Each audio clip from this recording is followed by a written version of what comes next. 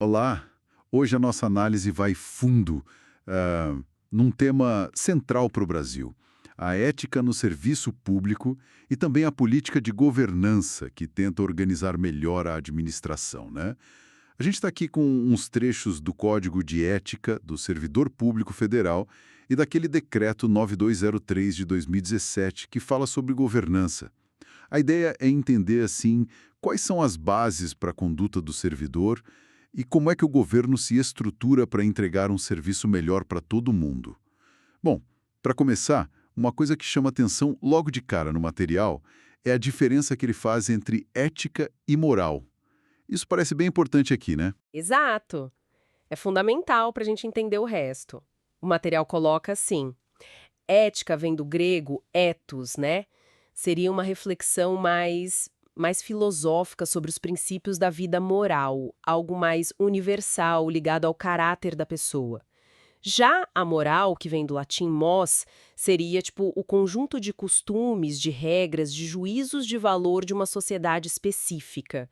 Tem um caráter mais normativo, mais cultural, sabe? Entendi. Uma é mais a reflexão sobre o porquê e a outra é mais o como a gente age em grupo. Isso. E aí entram os valores, que são tipo os padrões que cada um tem, muito influenciados pela cultura onde a gente vive, e as virtudes, que seriam a nossa tendência a escolher o que é justo, o que é certo, com base nesses valores. O material até faz uma distinção interessante. Tem as virtudes intelectuais, que a gente aprende, e as morais, que a gente desenvolve com o hábito, com a prática. E no serviço público, essa moralidade, ela ganha uma camada a mais, né? O texto fala da tal moral administrativa. E aqui a coisa começa a ficar bem específica, eu acho. Sim, sim. A moral administrativa ela é mais ampla que a moral comum, aquela ideia simples de bem contra mal. Ela está ligada diretamente à boa administração. Isso inclui, claro, a probidade, o decoro, a boa-fé, mas o foco central é sempre o bem comum.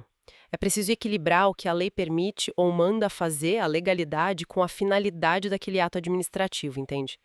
Tudo isso se conecta muito com os princípios básicos da administração pública. Falando neles, o material reforça aqueles 5 famosos, né? Legalidade, impessoalidade, Isso. moralidade, publicidade e eficiência. A impessoalidade é tratar todo mundo igual, sem se promover, né? Moralidade no sentido de probidade, boa-fé. Publicidade é transparência, publicar os atos. E eficiência é entregar resultado, pensar no custo-benefício. Exatamente.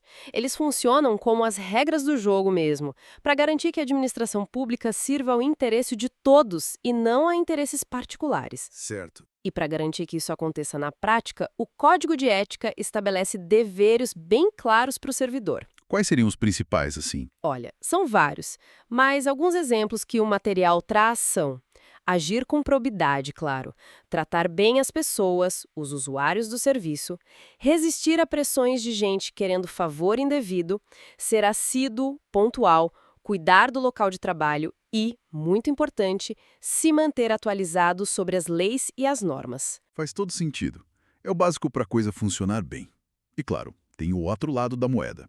As vedações, aquilo que é proibido mesmo. Exato. E aí a lista também é extensa. Por exemplo, é proibido usar o cargo ou a função para conseguir qualquer tipo de favor para si ou para outra pessoa. Prejudicar deliberadamente a reputação de outros servidores ou de cidadãos. Ser conivente com o erro, com infração ética ou legal. Deixar passar, né? Fazer vista grossa.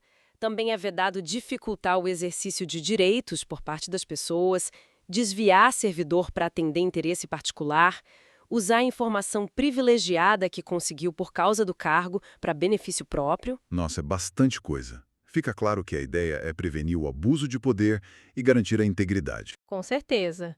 E a violação dessas regras tem consequências, né? O material cita que pode ir desde uma advertência até uma censura ética, que é aplicada pela própria comissão de ética do órgão. E dependendo da gravidade e se a falta também viola um código de ética profissional específico, pode até levar a uma suspensão ou cancelamento do registro profissional. Há diferentes esferas de responsabilização aí. Entendi. Fica claro que a conduta individual é um pilar. Mas aí, mudando um pouquinho o foco, mas ainda dentro dessa estrutura, como que o governo garante que a máquina pública inteira funcione de forma mais organizada e voltada para resultados? Aí entra o Decreto 9203 de 2017, sobre a política de governança, certo? Qual é a principal ideia aqui? Exatamente. Se a ética foca mais na conduta individual, a governança pública, segundo esse decreto, olha para o sistema como um todo. Ela é definida como o conjunto de mecanismos de liderança, de estratégia e de controle. Tudo isso para quê? Para direcionar as políticas públicas e para monitorar a gestão. O objetivo final é buscar entregar o que o decreto chama de valor público. Valor público. Que são basicamente resultados que sejam úteis e atendam às necessidades da sociedade. E essa política se aplica à administração direta federal, às autarquias e às fundações. E quais seriam os pilares dessa governança? Como ela se sustenta? Bom, o decreto estabelece alguns princípios importantes para a governança pública. Coisas como capacidade de resposta às demandas da sociedade, integridade, confiabilidade, buscar a melhoria regulatória, prestação de contas, o famoso accountability e transparência. Certo. E as diretrizes? Como isso se traduz na prática? As diretrizes são mais o como fazer. Elas orientam a buscar resultados para a sociedade, a simplificar processos, a monitorar o desempenho, a integrar as ações entre diferentes órgãos, a manter padrões elevados de conduta ética, olha a conexão aí de novo, a fazer gestão de riscos e a tomar decisões com base em evidências. E tudo isso se apoia naqueles 3 mecanismos-chave que você mencionou: liderança, estratégia e controle. O tal do leque, né? Isso, o leque. A liderança envolve garantir que os gestores tenham integridade, competência, que estabeleçam os princípios e direcionem a organização. Tem tudo a ver com o exemplo vindo de cima. A estratégia é definir onde se quer chegar, os objetivos e como chegar lá, os planos, as políticas. É o direcionamento. E o controle são os processos para garantir que a estratégia seja executada de forma eficaz, eficiente e dentro da lei. E também para mitigar os riscos que podem atrapalhar. Riscos de todo tipo, inclusive de corrupção ou conduta inadequada. Entendi. Liderança dá o tom ético e a capacidade. Estratégia dá o rumo. Controle garante execução e protege contra desvios. Faz sentido a sigla LEC. Exato. Os 3 precisam funcionar juntos. E para coordenar tudo isso no nível federal, o material menciona até um Comitê Interministerial de Governança, o CIG. Ele parece ter um papel bem importante. Sim, o CIG é central. Ele é formado por representantes da Casa Civil, do Ministério da Economia, ou o equivalente na época, e da Controladoria Geral da União, a CGU. A função dele é assessorar o presidente da República nesses assuntos, propor medidas para melhorar a governança, aprovar manuais e guias, sabe?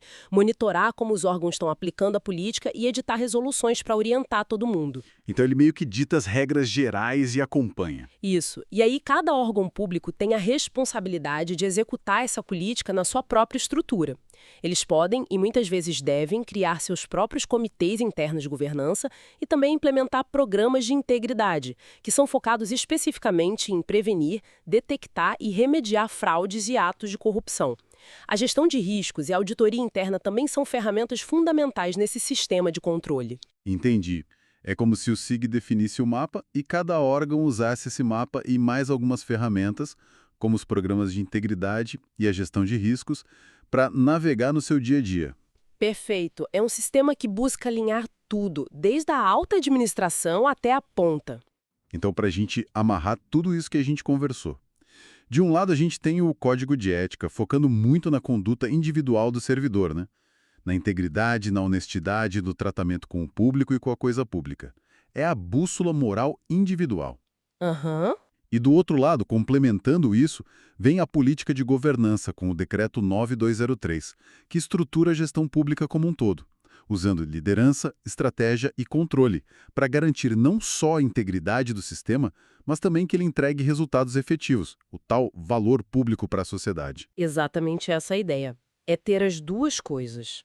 A conduta ética como norma individual e uma estrutura organizacional que incentive e viabilize isso, ao mesmo tempo que busque eficiência e resultados para a população. Uma coisa reforça a outra, idealmente. Certo. Mas Sabe, fica aqui talvez uma reflexão final para a gente pensar. A gente vê todas essas regras éticas bem detalhadas, essas estruturas de governança buscando controle, padronização, tudo muito necessário, claro, mas qual será a tensão que pode existir entre seguir à risca todas essas normas, que às vezes podem engessar um pouco, e a necessidade de ter flexibilidade, de inovar, para conseguir resolver problemas complexos e entregar valor público de verdade, de forma ágil, no dia a dia? Interessante. Onde fica o equilíbrio, né? Pois é. Onde que está o ponto ótimo entre seguir o roteiro, seguir a regra e ter aquela margem para improvisar, para criar soluções novas, sempre pensando no bem maior, no resultado final para a sociedade. É algo para se pensar, né? Como conciliar controle e agilidade no serviço público?